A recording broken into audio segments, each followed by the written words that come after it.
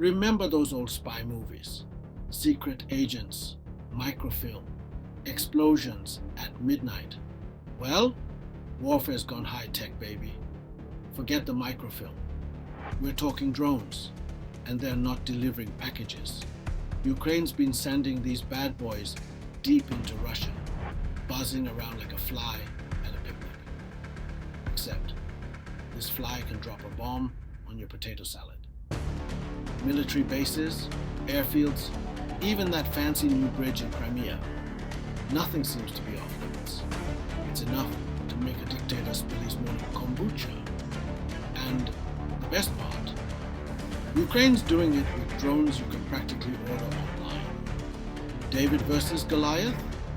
More like David versus Goliath with a smartphone and a really good Wi-Fi connection. The world's watching, equal parts terrified and impressed. It's like a Tom Clancy novel, except it's real life, and nobody's quite sure what's going to happen next. Buckle up, folks. Things are about to get interesting. Now, you might be thinking, okay, drones attacking military targets. That's War 101. It's the kind of thing you'd expect in any modern conflict, right? Drones are the new soldiers, the eyes in the sky, the silent hunters. But Ukraine's got a sense of humor, folks. They've been sending those drones after some unconventional targets. We're talking about places you wouldn't normally associate with warfare, like say vodka distilleries. Yes, you heard that right. The makers of your favorite potato-based spirit are officially in the line of fire. It's not just about hitting the enemy where it hurts. It's about hitting them where they least expect it. Some say it's about morale. What's a Russian winter without vodka, right?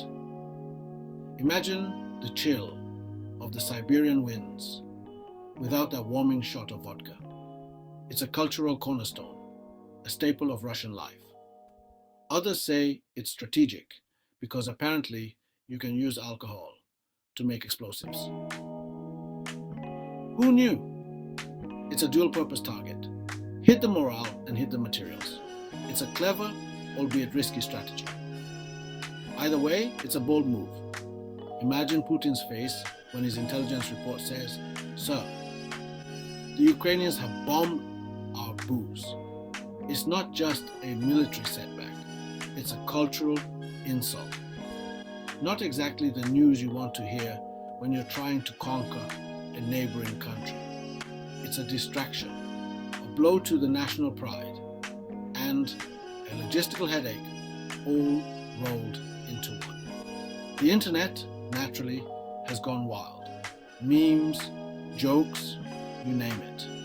Social media is buzzing with reactions, turning a serious situation into a viral sensation. It's like the world's most dangerous drinking game, and nobody's quite sure who's winning.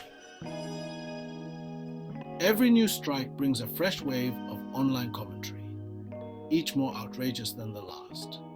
But one thing's for sure, Ukraine's not afraid to get creative. They're rewriting the rules of engagement, showing that in modern warfare, sometimes the best defense is a good laugh.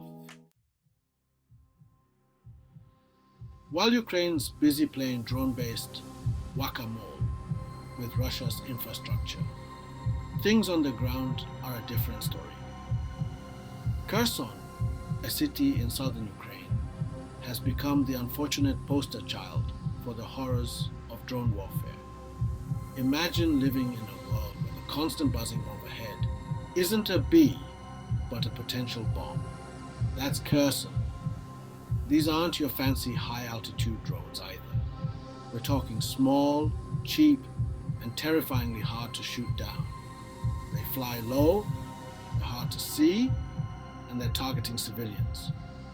People walking down the street, cars trying to escape, even ambulances. Nothing is safe. The stories coming out of Kherson are heartbreaking. Families torn apart, lives lost, a constant sense of fear hanging in the air like the smell of gunpowder.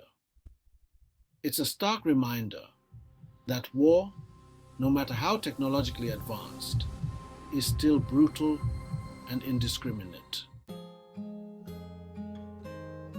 Section 4. The world reacts, sanctions, and stern talking tools. So, what's the rest of the world doing about all this? The international community is in a frenzy, trying to figure out the best course of action. Well, there's a lot of hand-wringing, some strongly worded statements, and of course, sanctions. Leaders are making grand speeches, promising action, and condemning the aggressors. Lots and lots of sanctions. Economic measures are being put in place to cripple the offending nation's economy, hoping to force a change in behavior. Russia's economy is starting to look like a used larder held together by duct tape and prayers. The sanctions are biting hard, causing significant financial strain. The problem is, sanctions take time, and people are dying right now. The humanitarian crisis is escalating, with countless lives at risk. The international community is stuck between a rock and a hard place. Diplomats are working around the clock, trying to negotiate a peaceful resolution.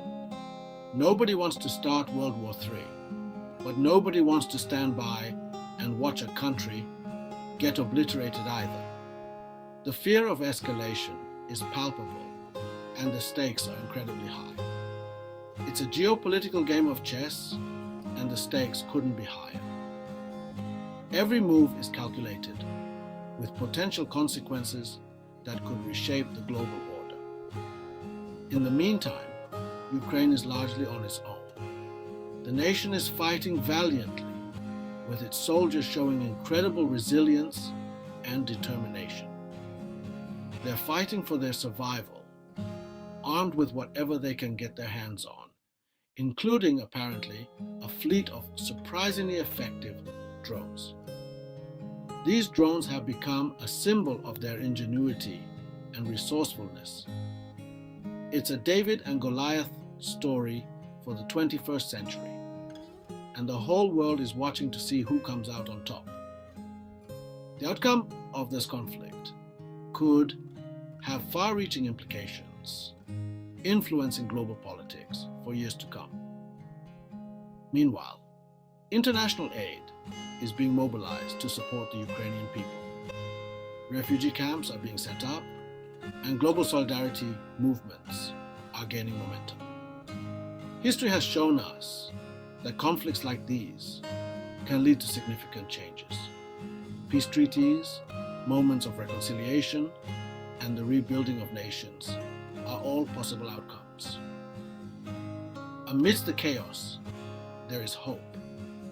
The resilience of the human spirit shines through as people come together to rebuild and create a better future. Section 5. The future is now. Warfare, drones, and vodka shortages. So, what does all this mean for the future of warfare? The landscape of conflict is evolving at an unprecedented pace, driven by rapid advancements in technology. Well, one thing's for sure. Drones are here to stay. These unmanned aerial vehicles have become a staple in modern military arsenals, revolutionizing the way battles are fought.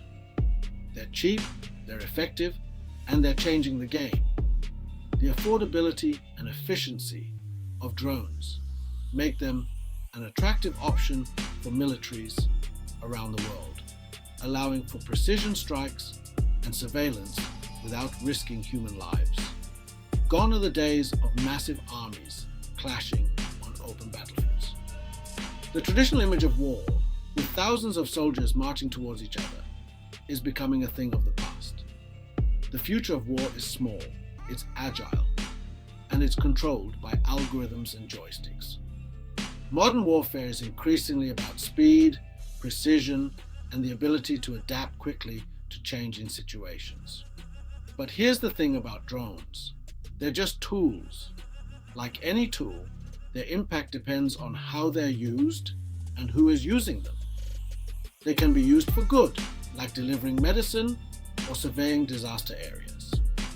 In these contexts, drones can save lives and provide critical support in times of need. Or they can be used for evil, like terrorizing civilians or blowing up vodka distilleries. The same technology that can save lives can also be used to cause destruction and fear. It all depends on who's holding the controls. The ethical implications of drone usage are vast and complex, raising questions about accountability and the nature of modern warfare. The war in Ukraine is a wake-up call. It highlights the growing role of drones in contemporary conflicts and the need for international regulations to govern their use. It's a glimpse into a future where technology has outpaced our morality, where the rapid development of new tools and weapons outstrips our ability to create ethical frameworks for their use, where the line between right and wrong is blurred by the glow of a computer screen. The detachment provided by remote-controlled warfare can make it harder to grapple with the moral consequences of our actions. It's a future we need to be prepared for, one that requires us to think critically about the implications of our technological advancements. Because the only thing scarier than a drone-filled sky is a world where we don't even ask who's flying them. As we move forward, it's crucial to ensure that our pursuit of technological progress is matched by a commitment to ethical responsibility. Thank you for listening. If you like this content, subscribe and leave comment. Your comments help to improve and produce more contents like this one. Don't forget to like and share as well. Until next time, God bless and bye for now.